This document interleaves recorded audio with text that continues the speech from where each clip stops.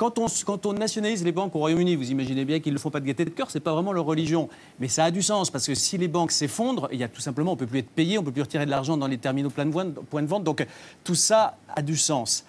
Là où on peut vraiment se poser la question, si on accepte les uns et les autres qu'il n'y a pas de question de principe, c'est de savoir si c'est intelligent de dégainer la nationalisation pour un sujet qui ne le mérite pas. Et mon analyse, c'est que dans cette instance, c'était vraiment un sujet qui ne le mérite pas. Pourquoi ? Parce que quand vous avez General Motors ou une très grande banque britannique qui est sur le point de faire faillite, l'entreprise est menacée.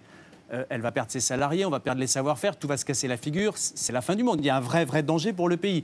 Et donc dans ce cas-là, comme pour les chemins de fer français il y a 150 ans, ça a du sens de dire pendant un court instant ou pendant un plus long instant, l'État met la main sur l'affaire, la redresse et puis essaye ensuite, si possible, de la revendre. En tout cas, c'est de nécessité publique en quelque sorte. Là, en l'occurrence, c'est un haut fourneau dans un ensemble qui n'est pas menacé. ArcelorMittal va très bien, d'ailleurs personne n'a envie de le sauver pour lui faire plaisir, si on veut le sauver c'est pour les salariés seulement. Dans une situation industrielle qui est très particulière, c'est-à-dire qu'il y a une surproduction terrible, on ne l'a pratiquement pas dit dans les médias sur le sujet, mais la demande d'acier en Europe s'est effondrée de 25%. Ni Mittal, ni vous, ni moi ne l'avions prévu. Voilà, c'est la crise, c'est le ralentissement de l'automobile. On ne peut pas dire à la fois qu'il faut rouler moins en voiture et qu'il faut faire plus de tôle pour les voitures. Donc, dans cette situation de surproduction, qu'est-ce qui se passe ? Les capitalistes, qui sont peut-être moins spéculateurs que vous le dites, mais qui de fait poursuivent leur intérêt personnel, on ne leur a jamais demandé autre chose et ils ne feront jamais rien d'autre. Ils commencent par ajuster les capacités de production en fermant ce qui est le moins rentable.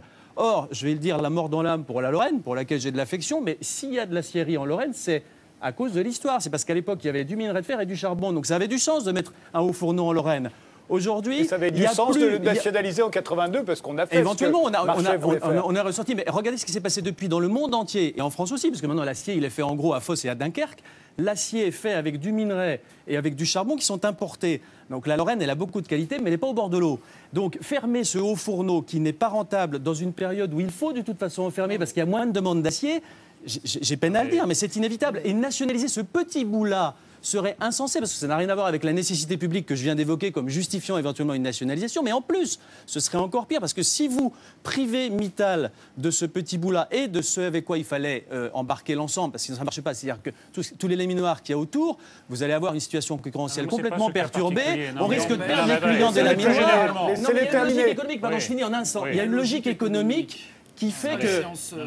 Mais moi, la logique, c'est une science. Alors, économique ou pas économique, ce que je vous dis, c'est de la logique. Oui, c'est économique et au nom du capitaliste que vous décrivez comme cherchant son intérêt personnel, on lui demande rien d'autre. Je suis désolé, factuellement peut-être, philosophiquement, on lui demande autre chose au capitaliste aujourd'hui.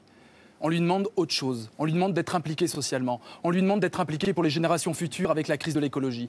On lui demande autre chose. Et d'entendre un ministre qui dit « je vais entrer, peut-être c'est une rodomontade, mais je vais entrer dans un bras de fer avec un géant de l'industrie », eh bien il y a de l'espoir que levé. Alors, deux choses, j'ai à dire deux choses là-dessus. La première, c'est qu'effectivement, je rejoins Éric Nolot, cet espoir immense, cette sortie du storytelling du gouvernement d'avant, et tout d'un coup, il y a un débat qui est sur la place, il risque de retomber, effectivement, et il est retombé. Oui. Donc on est dans une sorte là, pour l'instant, avec ce gouvernement, d'une démocratie un peu Facebook. On pousse des coups de gueule, on annonce, au lieu d'avoir des réelles possibilités de vaincre, des réelles possibilités de gagner. Moi, je suis pour la nationalisation si ça conserve l'emploi. Provisoire peut-être, mais si ça conserve l'emploi. Et y compris toutes les autres entreprises ensuite qui seront dans la même situation. Attention, deuxième chose, ne nationalisons pas à perte. On ne va pas nationaliser tout et n'importe quoi, sinon on augmente la dette publique. Si vous voulez nationaliser, c'est parce que ça perd de l'argent. Mais je veux dire, c'est très important que tout d'un coup... Laissez finir Vincent Cespedes. Comment ? Oui, c'est très important que tout d'un coup on comprenne que ce capitalisme dégénéré, financiarisé, on n'en veut pas. Et d'ailleurs les patrons, les petits patrons, peut-être pas Mittal, mais les petits patrons qui sont impliqués socialement, qui pleurent quand ils licencient, qui sont extrêmement pris dans le tissu social, eux, ils veulent changer le capitalisme. Eux, ils veulent transformer les règles du jeu. Donc votre logique économique, elle est vouée à disparaître. Elle est préhistorique, monsieur. Oui.